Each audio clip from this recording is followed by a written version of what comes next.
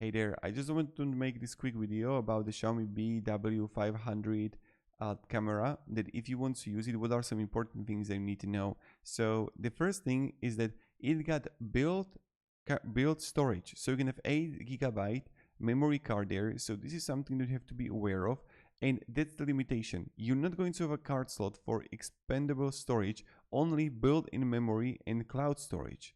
So it's like subscription required for the cloud storage.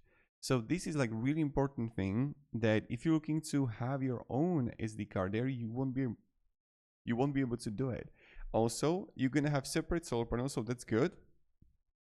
Longer lasting battery. Then also the night vision there, wider field of view, the AI powered detection for people, vehicles, animals, packages are reducing false alarms, so that's good, and it's IP67 dust and water resistant. So for that, it's amazing. Just be aware that yes, you have also the wider field of view, which is great. Just be aware that you won't be able to have your own storage there, that SD card. That's the primarily most important thing. And that's pretty much it. So hope this video gave you at least a little bit of value. Goodbye.